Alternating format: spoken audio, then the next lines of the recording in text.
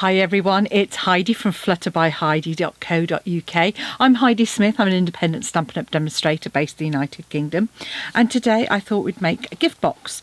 This is actually using, creating our own sort of DSP or stamped card for the lid, using the beautiful Camellia Celebration Host stamp set.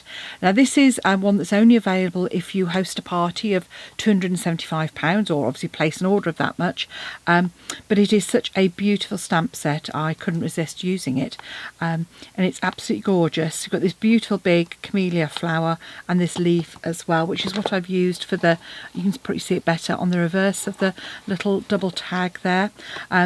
So the box itself is a really good size. It is about 8 inches by 2 inches in height, by 15, so about 6 inches by just over 3 inches by 2 inches high. So really good size box. You can see here it's sort of really elegant, but lots of things. And this is actually for a friend of mine who's going through a rather tough time at the moment. So I've made her a card using this and the lovely whitewash technique. And I thought I'd make a box to go with it, to pop some little treats in there to hopefully see her through some tough times. So I'm going to be using the fresh freesia and the rich raspberry, you can see here. So let's get started. First thing I'm going to do is actually stamp our cardstock. So this is for the lid, and this is 22.2 by 15.2 centimetres. I've popped my stamp on one of our big E-blocks. And it's a big stamp, so I'm going to go ink pad to stamp, and we're just going to stamp all over this. So I want sort of my main image on the top, so I'm going to sort of pop that just about there. And just a reminder, use a block that's closest in size to your stamp, because you've got less chance then of getting ink on the edges and getting additional marks in there. So what I'm doing is I'm turning my stamp as I go along to just create a more sort of random effect.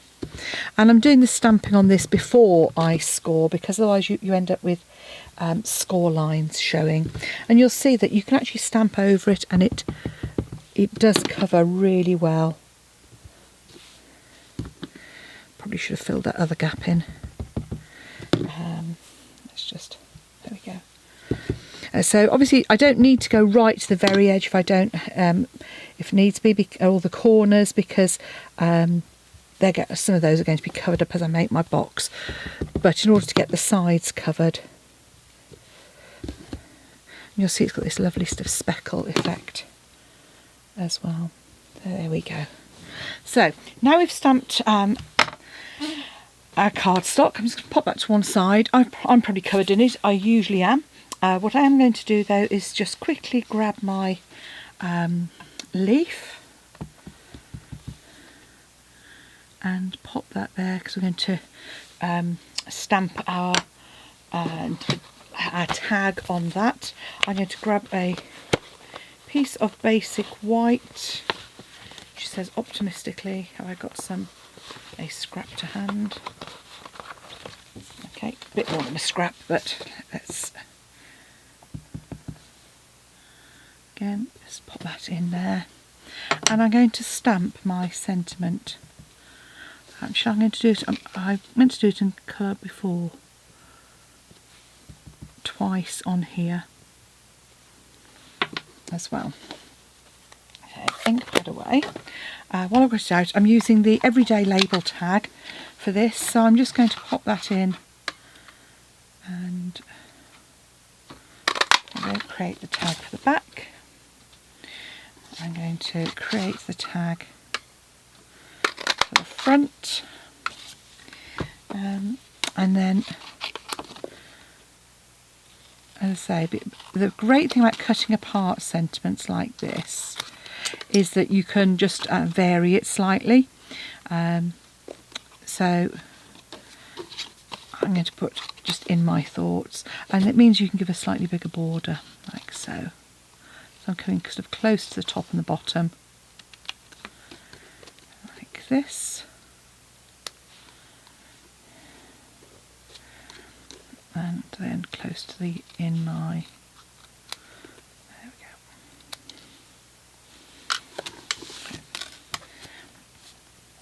Now to get the top on that, I'm just using the Label Me Fancy punch, which has got a hole in, but any hole punch that you've got to hand, just I'm just poking it through so I can see sort of where the centre is and bringing it back so it's not overlapping to create that little hole as well. I could have probably used the slot on that one as well.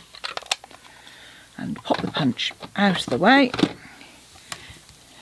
Okay. Right, what I am going to do is put my stamps off to one side because I will almost certainly get covered in ink. Okay, so those are going to be my decorations for the top. So let's get on with scoring our base. So I'm working in centimetres. I just need to check my inch measurements. I'm not going to give them out because I looked at them and they look a little bit odd. So a piece of cardstock, 20 by 27. Let's just check that. Yep. So we're going to score it at 1 centimetre on the right hand side here, on all 4 sides. And this is to reinforce it. So this is where you get a really sort of elegant, nice finish on your box. So when you pop it with tissue paper, it's just looks really nicely finished. So 1 centimetre on the right hand side, and then I'm going to score at 6 centimetres, but I'm obviously going to do this on this left hand side. So just turn and do 6 centimetres. So as I say, I will put the measurements down below in the description box as well for you, or you can pop along to my blog. Again, the link is in the description box, so you can actually just grab the dimensions from there as well if you want to. So that's my box base. Now the lid, as I said, was 22.2 by 15.2, and this is all going to be scored on the right hand side because I'm scoring at 1 centimetre and then 3.5. So 1 and 3.5 again.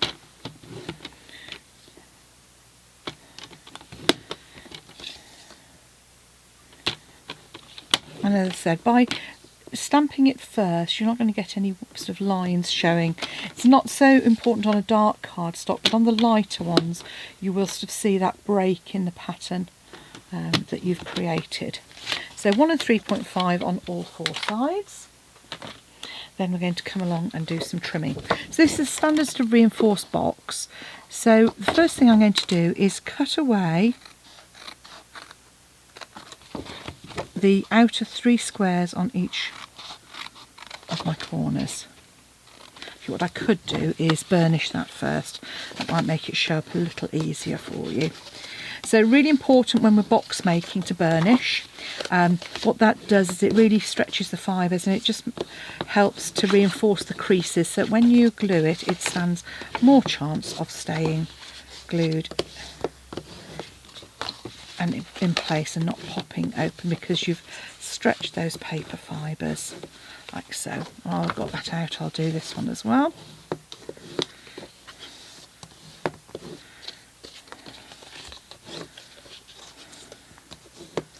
I just love the combination of rich raspberry and this fresh freesia. I just think it's a fab. I've used it a few times. You might have got the impression I quite liked it. Okay, so come in again, and we're just going to, as I said, trim away those outer 3 squares first.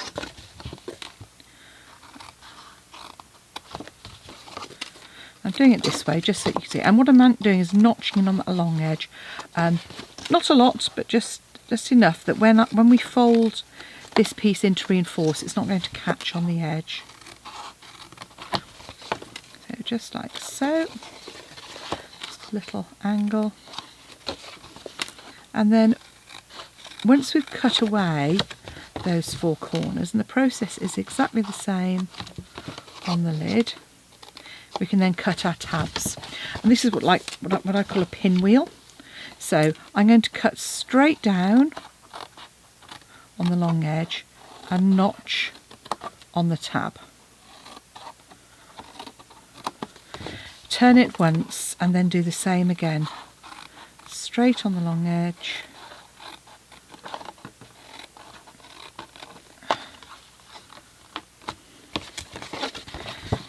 And this way it just helps keep your box nice and square, and it just makes it easier when you're gluing that together as well, because it means that there's only one tab on each side, and I'll show you how that makes it easier when gluing in just a moment. Okay, so now we've done that, we want to add some adhesive. Now I'm going to use my Seal Plus on this, and you want to put some adhesive on the little narrow tab and on your big tab.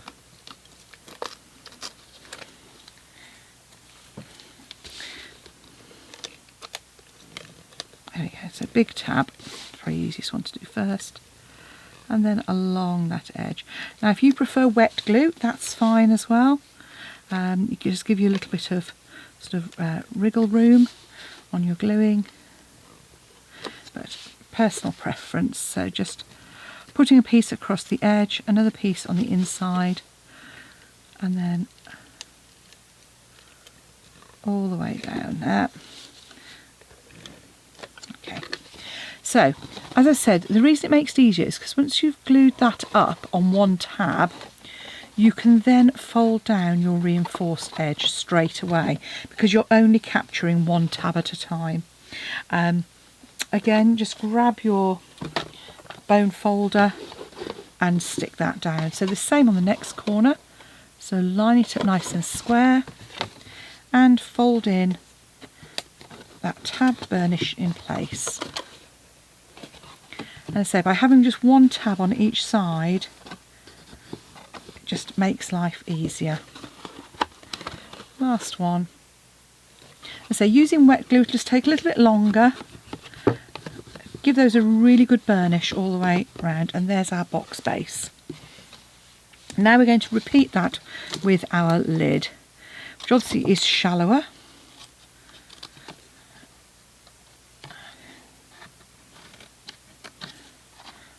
So again, and as I go around, this is the other way of doing it, you can actually cut your tab as you go around. It all depends on how confident you are.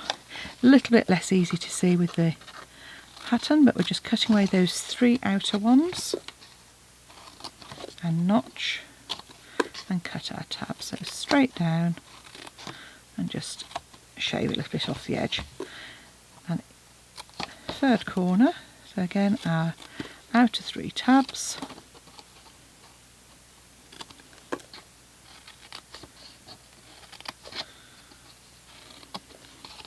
and then finally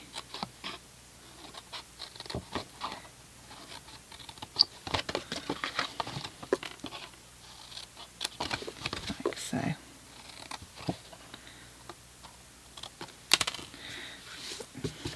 So again, same process as before, we're going to add our adhesive.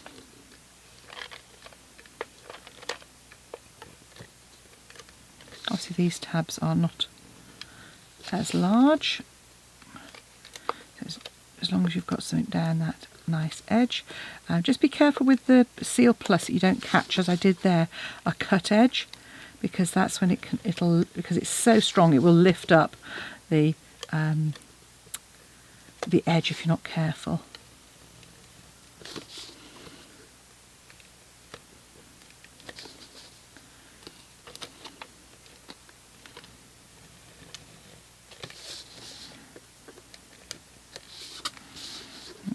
Go.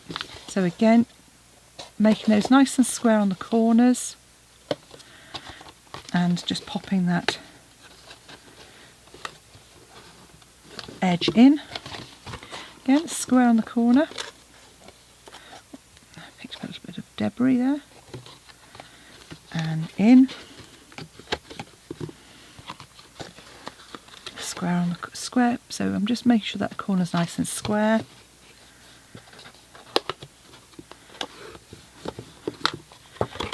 That last one.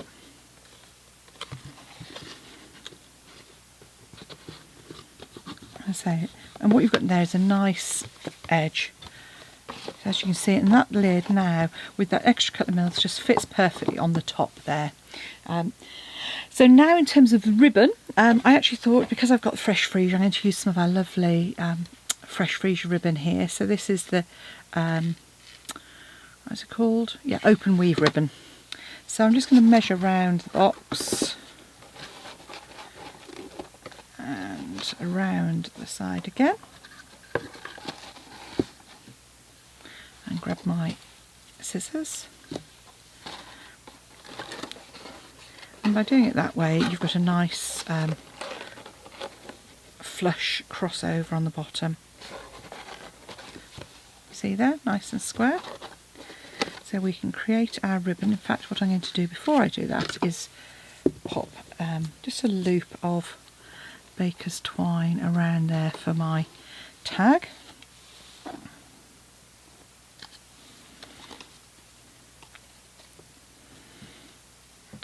If you've got a bodkin, it makes it really easy if you struggle to thread it through.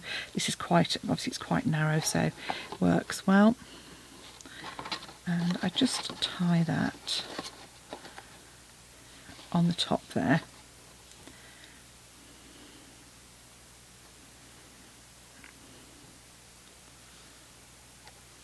Just trim the excess away, but then I can tie my bow over the top and just hide that little bit of twine. And what I haven't done is actually finish creating my tag. So all I need to do now is cut that in half.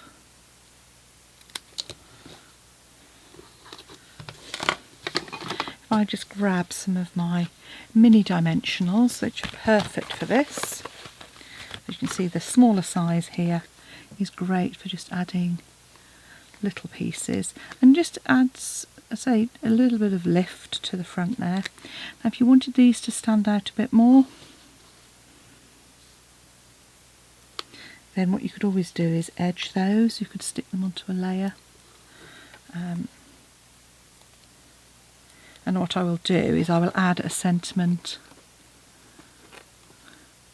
onto the front of my card to actually echo this one as well.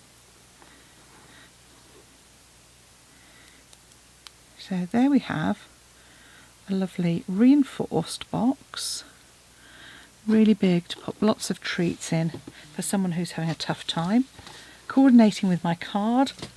Or obviously we could have the lovely rich raspberry stamped with blackberry bliss. I think both look great, you know, and would certainly be well received by anybody. So thank you for watching. Do pop along to my blog if you'd like more information, and if you'd like to purchase any of the items you see today, just click on the description arrow below and you'll find the links to products in my shop, or you can go straight to my shop at heidismith.stampinup.net. And please do subscribe to my video if you like what I do. It does make a big difference to YouTube and to me being able to provide these free of charge. So thanks for watching. Bye now.